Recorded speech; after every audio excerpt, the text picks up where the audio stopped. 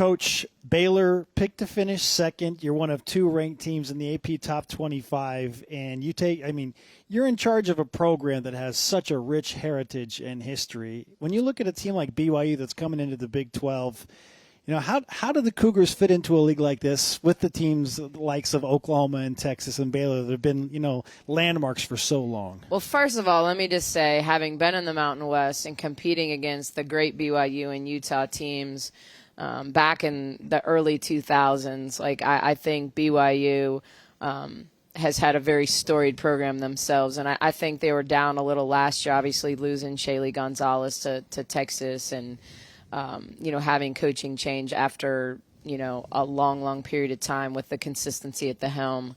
I think it's a matter of time. I think the resources there are really good for women's basketball. I think recruiting the West, in some ways with the Pac-12 dissolving, I think it makes it probably easier for BYU to recruit. But certainly at Baylor, high expectations when I took the program over. It's not an easy job, but I'm grateful. I think, our administration gives us the opportunity to recruit the best athletes in the country and give them the platform, in this case, a new arena this year for us. But a really good league, and excited to welcome BYU and our other new teams. How's the new arena coming along, by the way? It's coming along great. Hey, we are on target, on time and on target for a Big 12 opening for us. In January. It will be a little unique experience for everybody this year, both home and road team, because, we won't be really moved in there this year. Our development center, which is our practice facility, weight room, athletic training center, that type of thing won't be done till summer. So, we'll be in there day before game and game day, but just excited for the environment. It is a smaller arena, but at 7,000, I think we can make it a really exciting venue to play in, both for us and for our opponents. And with the 7,000 in mind, the Fertitta Center for the University of Houston comes to mind, which has great energy and is a beautiful facility. Yeah, and it's trending that direction. I mean, there are a million things that people can do, whether it's stay at home and watch games on TV, since everything's on TV. You've got people living active lifestyles with kids and activities. And so, providing a space where, we can realistically sell it out and really impact the game by having large crowds and them not being, having played at Bud Walton Arena when I coached at Arkansas, and you've got a 20,000-seat arena, and you've got 5,000 people, and 5,000 can make noise, but it's hard in a building like that. So really allowing your crowd to impact the game was by design. We saw that firsthand with BYU and the WCC. Is you'd get into some smaller gyms, but if they pack it, it's about what it sounds and feels like when you're in that gym. But tell us about your team this year. You got Jada Walker from Kentucky, preseason newcomer of the year. What kind of impact do you expect in year one from her? Yeah, I think she's still feeling her way out. I mean, I think she's a player that had great success playing off the ball at Kentucky. Not very big, but really relentless, can attack the basket, really good mid-range game. A little bit of a hitch from three, but when she has time and space, makes it at a really good clip analytically. And so really getting her to understand ball screen reads, hasn't played a ton in ball screens, and we pride ourselves on setting more ball screens than anybody in the country. And so really understanding those reads. But I think she's a player that's fearless. I think she's going to play into the paint, secondary and so I think when you have players that can truly get to the line, can make that little mid-range shot, which not many kids are really three-level scorers these days. I think that's where her energy comes from. And then she's just a gnat on defense. She's someone that can really pick up the ball 94 feet and put pressure on the opposition's point guard. And I think right away that's something where she can be the head of the snake for us on defense and really create havoc. Yeah, what's her relationship like with the likes of Sarah Andrews and Dariana Littlepage Buggs, who are two just key cogs for your team that you bring back this year? Yeah, and I think Sarah's one of those players. She's really the one player on our roster that understands what we do, why we do it, and when to do it. I mean, I think it's year 3 for her.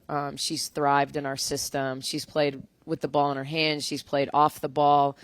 She's comfortable in both roles. She certainly Two-time loves All Big 12. Yeah, she certainly loves to shoot the 3, and so as long as Jada gets her the ball on time and on target when she's open for 3, they'll have a great relationship. But I think Sarah wants other ball handlers on the floor. She thrives when the ball doesn't have to be in her hand on every possession and make every decision. And then Dariana is she's such a throwback, find a way to get it done kind of kid. She's going to get on the offensive glass. She's going to rim run in transition. She's done a good job of continuing to develop her perimeter game, something she struggled with a year ago. We really thought she was solid from 15 when we got her, wanted to develop her to 3. And so even this year, if we can get her to shoot 30% from 3, that would be a huge lift for us in terms of our spacing and what she's able to do. But just really being good with her pivot foot, whether it's in the post, driving from the high post. I just think Dariana has so much opportunity to grow her game. In order to grow others' games, you have to have game yourself. And earlier, you were playing pickleball out here in a boot. Like what? Okay, yeah. And the commish walked over and respected game, respect game. I think. Yeah. Hey, here's the thing. Like, I'm a competitor. We were actually having this conversation early. Like, do you compete at some things or all things? Can you be a competitor if you choose when to compete? If there's a game, I want to win. And pickleball is just one of those things that, my first dream as a young kid was to be Chris Evert. Like, I wanted to be a professional tennis player. So I had a racket in my hand really young. It was our move to Wisconsin where there wasn't a long season and not a lot of tennis courts that led me to basketball. But my parents are huge pickleballers. They, they moved to a 50 and older community, and it is 4 days a week and tournaments in the subdivision, tournaments outside. And so it's something I just do recreationally. But we've kind of gotten serious about it as a staff. We've ordered a pickleball net and to throw up in the gym. And oh yeah. So when I saw, I know the rules. I know the kitchen. I know. Yeah. I know the rules, but it's not something I play. But when I saw it, it's just one of those things. If there had been a hoop and a ball and I had time, I would have been shooting. So you name it, I'll try it. Yeah. No, that's awesome. In Utah, it's big too. In the city that I live in, the city's park has 16 courts. It's exploded. Now, right? It is literally the number one growing. I lived in Fort Myers for 5 years. And Naples is the capital of pickleball. So I knew what it was, but I really thought it was something old people played. Right? Because when you live in Southwest Florida, it's where everyone retires. Yeah. And I always said, when I was coaching in the W, that I was the youngest snowbird in Florida because I was coaching in Connecticut in the summer and wintering in Southwest Florida. I mean, you talk about a perfect lifestyle. But I didn't realize until, kind of you started to hear about it that the young people, everyone's playing pickleball now. My 16-year-old daughter plays in a pickleball club. She's a lacrosse player, but she also plays in a pickleball club.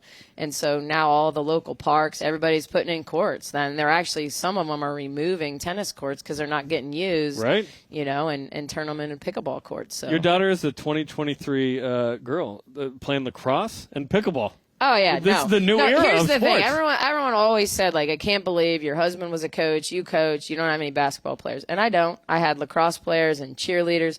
My oldest daughter steered so far from basketball. It was equestrian, it was cheer, it was trampoline and tumbling. It was the most expensive sport she could find. My youngest was doing tennis but has settled into lacrosse. And I always say, my son and my youngest daughter, even though they didn't play basketball, they were point guards on the lacrosse field. They're middies. Totally. And it's an unbelievable sport. I wish I had been around when I played because it is basketball on a field with more space. And so, more violence. Yeah. Well, on the boys' side, more violence. True. On the girls' side, True. man, they need True. to probably put on helmets so they can be a little more violent. Well, I don't know what the pickleball community is like in Waco, but I do know this.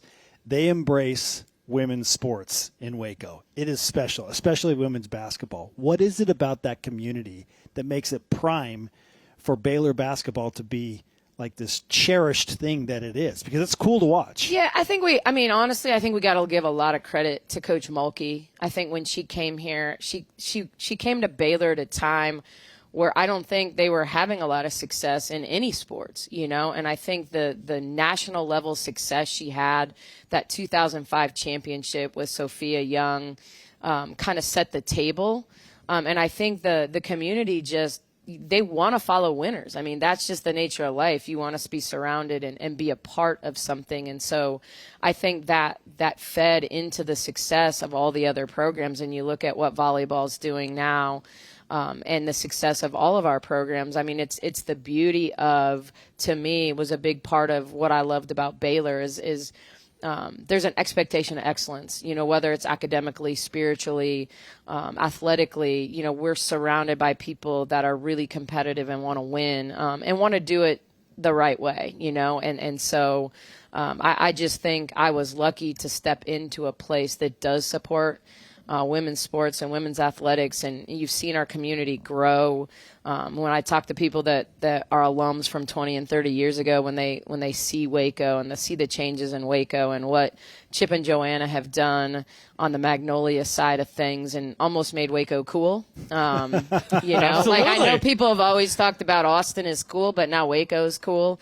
And the cost of living in Waco is better than Austin. So come on. There you go. As long as you're a women's basketball fan, we'll welcome you to town. Yeah, if not, we don't want you backing up our roads, So yeah, I mean, it's a great place. It's big enough to support our university, and also small enough that we tell our players, hey, like, you're not choosing necessarily a lifestyle that says I'm going to go to the beach, or I'm in a big city and I have all these things, but what we're going to give you is 24/7 access to the gym and surround you with like-minded individuals. And so it's something we're proud of. Hey, I know that your full-time job is coaching basketball, but if you want to at some point in your life moonlight as a pickleball analyst or a lacrosse analyst or gymnastics analyst or cheerleading you've seen it all. You can tell I love to talk. See, like one of my greatest strengths is, like, I love meeting people and I love to talk about the things I'm passionate about. So yeah, I mean, people always ask me, do you get nervous? And I said, for what? Like, maybe for a basketball game, a big opponent. Like, I always want our teams to compete at a high level and look like they're well coached and prepared.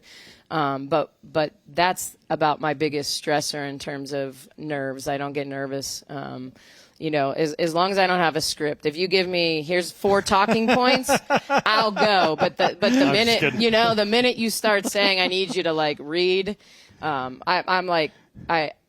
I became chairperson of the rules committee in year 2 of being at Baylor, and I had to read a script for the video talking about the points of emphasis, and everyone's like, "Are you okay?"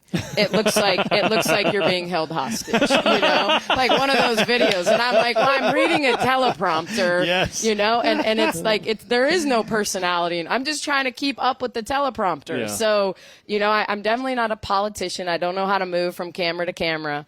But I definitely know how to talk about the things that I love. Ah, fantastic. There's no prompt on this show for what it's worth. No, don't worry about it. And we're looking forward to February 7th when the Bears come to pro. It'll be fun. That's right. Hey, it'll be good to be back. It's been a lot of years. Yep, it's been a lot of years. We'll get you a Cougar Tail, the Maple Bar. Have you heard about it? I've definitely seen them on the broadcast. Now, I don't know about – I'm not weird about germs, but the whole sharing and passing of these giant to me, donuts, that's weird. That's weird, right? Yes. I don't even know if I do it with Spencer. Like, this is mine, this is yours. I'll cut it in half. Here you go. Thank you. Right? Thank you. That is, and I'm a really good chair, but I don't know about passing it around. Yeah. Okay. Get her own Maple Bar. Get her own Cougar Tail. We got Come you. on. You can cut it ahead of time. We can split it up ahead of time. We got you. Awesome. Thanks, Coach. You got it.